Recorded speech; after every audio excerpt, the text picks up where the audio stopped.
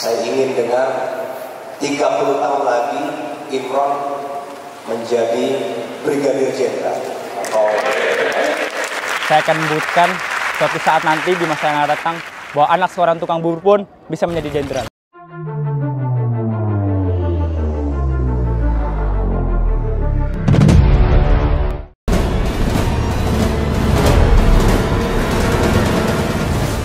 Waktu itu saya masuk Taruna Akmil itu tahun 2018.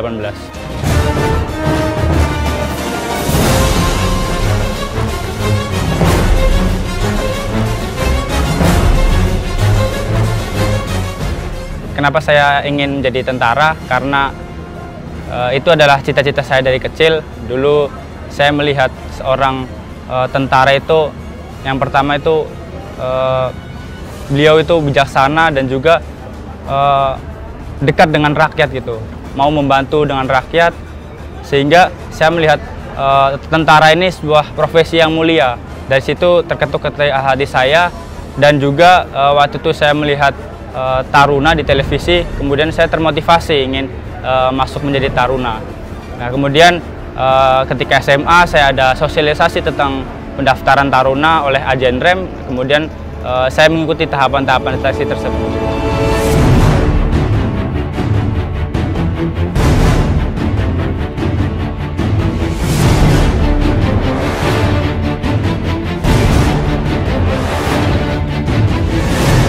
Dulu persiapan saya menjadi Taruna yaitu yang pertama tentu latihan fisik, dari lari setiap pagi, kemudian pull up, sit up, push up seperti itu. Kemudian di lain sisi juga belajar sedikit-sedikit tentang psikotes dari internet. Saya cari-cari di internet soal-soal psikotes seperti itu. Kemudian saya ikut belajar untuk mengerjakan psikotes-psikotes tersebut. Waktu Pandor itu dulu saya ditanya saya asal dari mana, kemudian pekerjaan orang tua apa. Bapakmu kerja di mana? Siap, pedagang bubur ayam. Pedagang Bubur ayam.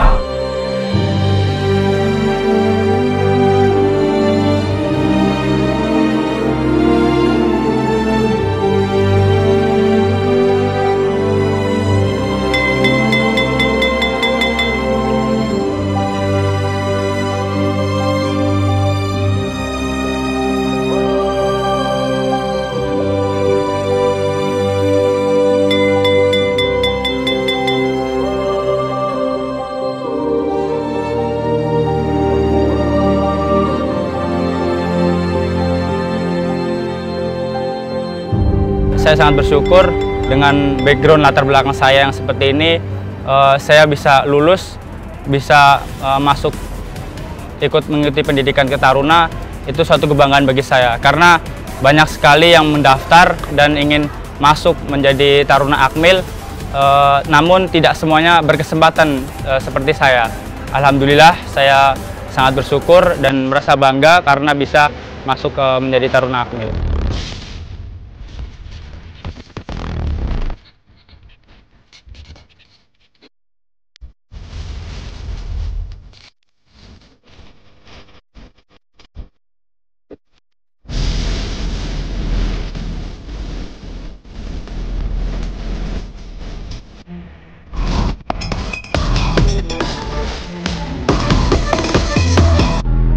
Ketika mendapat kesempatan IB ataupun long weekend, saya berkesempatan untuk pulang ke rumah, kemudian saya di rumah kemudian bertemu dengan orang tua, bertemu dengan adik-adik saya.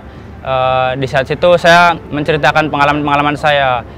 Saya latihan seperti ini, latihan perang seperti ini, latihan taktik, latihan jasmani, segala macam pengalaman-pengalaman yang menarik ketika mungkin saya dulu tidak pernah dapat, kemudian saya dapat ilmunya ketika di Akademi Militer.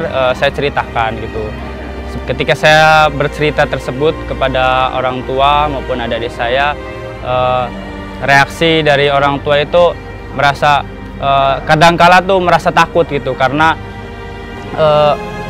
takut saya bisa melewatinya atau enggak gitu, saya kuat atau enggak menjalannya seperti itu. Terus kemudian saya meyakinkan Imron bisa, Imron kuat itu kan.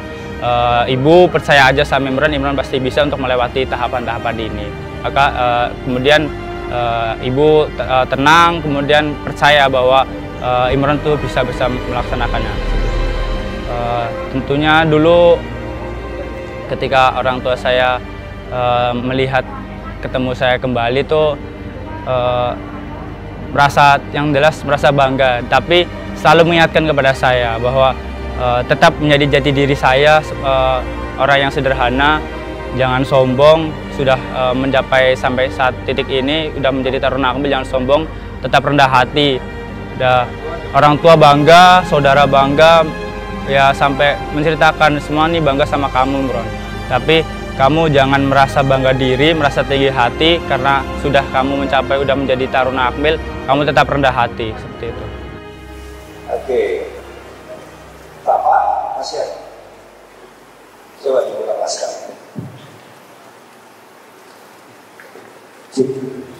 Siap. Ingin tahu sebenarnya. Apa? Ketika saya tidak berusaha. Waktu itu kan awalnya sudah jurit ya. Siap. Nggak bisa datang kan? Siap. Saya ingat itu. Karena sakit, karena saya tidur Seminggu. Jadi waktu tinggal 3, Bapak nggak ada. Setelah pulang. Sebulan.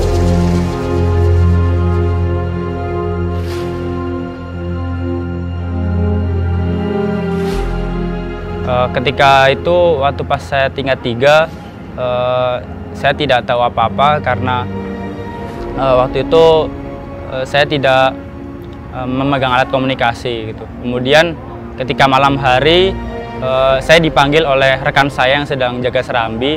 Kemudian saya dipanggil untuk merapat ke kantor batalion. Kemudian saya ke kantor batalion oleh perwira jaga. Waktu itu saya diperintahkan untuk mengambil handphone gitu.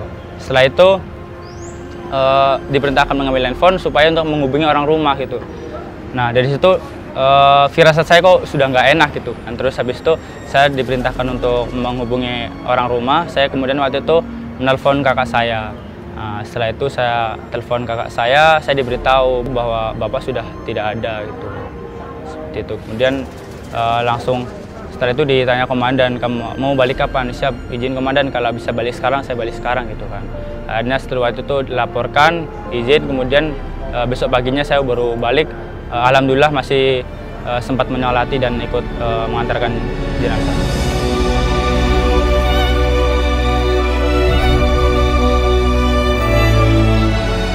Waktu akan melaksanakan wisuda jurid, ketika itu saya menghubungi orang tua, kemudian menanyakan apakah bisa hadir pada saat upacara wisuda jurid itu atau tidak. Gitu. Kemudian saya dikasih tahu bahwa bapak saya dulu sudah sakit ternyata, walaupun saya tidak tahu karena sengaja saya tidak dikasih tahu kalau bapak saya sakit itu agar mungkin saya fokus terhadap menjalani pendidikan gitu kan. Kemudian saya diberitahu oleh bapak saya bilang seperti ini, nggak apa-apa, nanti maaf bapak nggak bisa datang hadir itu kan. Nanti saja ketika kamu dilantik waktu pas lulus nanti bapak datang itu kan. Ya, seperti itu. Kemudian namun sekarang bapak sudah tidak ada, jadi ya saya merasa kehilangan sekali.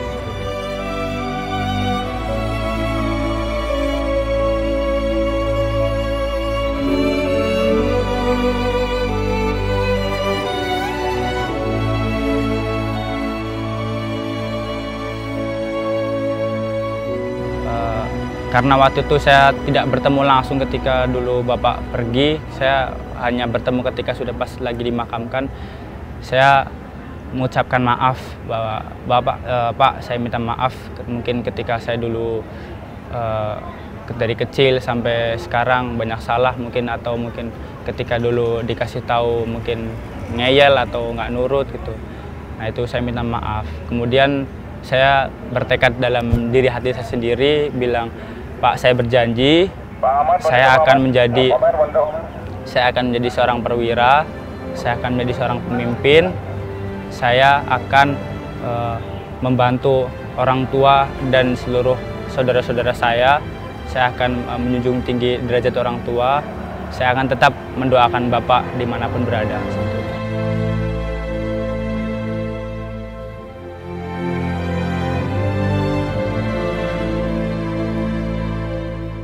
Ketika almarhum sudah tidak ada, kami bertiga, saya dan 2 orang kakak saya, ya saling membantu kami. Jadi yang sudah bekerja kan kakak saya yang pertama sudah bekerja, kemudian yang kedua juga sudah lulus kuliah.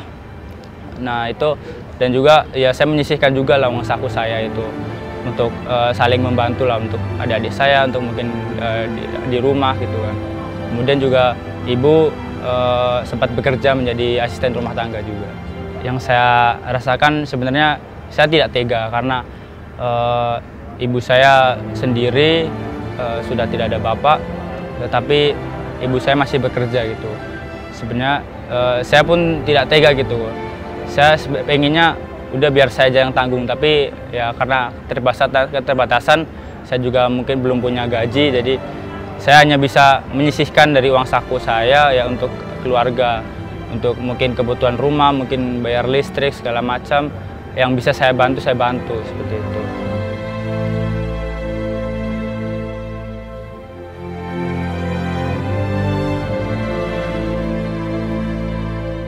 Kemudian saya ingin berterima kasih kepada ibu saya karena berkat ibu saya bisa sampai di titik ini.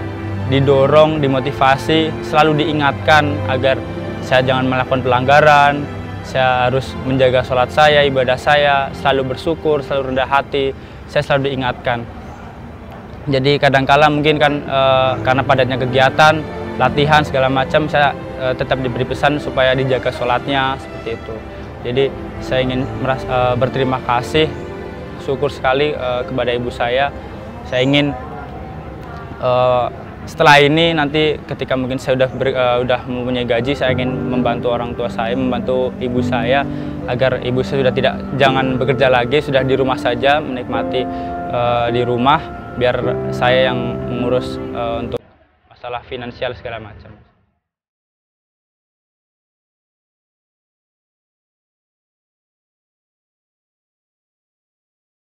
Selamat bertugas para patriot muda Indonesia.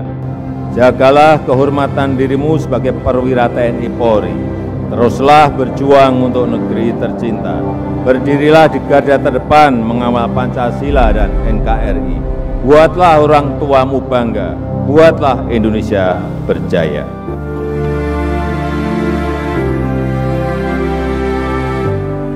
Ketika nanti setelah Praspa pulang, saya pasti akan berkunjung ke makam. Saya ingin mengatakan yang dulu Bapak sempat katakan, Pak, dulu Bapak sempat bilang katanya mau datang ke Praspa, Pak, gitu. Tapi Bapak sudah pulang duluan. Pasti saya ingin mengucapkan bahwa, Pak, ini loh, saya udah Praspa, Pak, tapi Bapak malah nggak ada. Tapi saya tetap berbangga hati bahwa Pak, saya udah jadi nih, Pak, saya udah jadi. Tolong tetap bimbing saya walaupun Bapak tidak ada dalam wujud saraga nyata, Bapak nggak ada, tetap bimbing saya dalam setiap langkah saya. Tolong dibimbing saya, direstui agar tetap dalam jalan yang benar. Dan mengucapkan terima kasih pasti, walaupun mungkin ya memang raganya sudah tidak ada, tapi tetap ada dalam hati saya. Saya ingin mengucapkan terima kasih bahwa akhirnya berkat dulu sampai sekarang saya diberikan motivasi, saya diberikan arahan, akhirnya saya sampai pada titik ini. Saya ingin mengucapkan terima kasih banyak, terima kasih Bapak, karena Bapak selain sebagai Bapak sendiri, saya menganggap Bapak itu sebagai motivator saya. Jadi beliaulah yang memberikan saya semangat, memberikan dorongan-dorongan bahwa kamu harus bisa lebih dari Bapak, kamu harus bisa jadi orang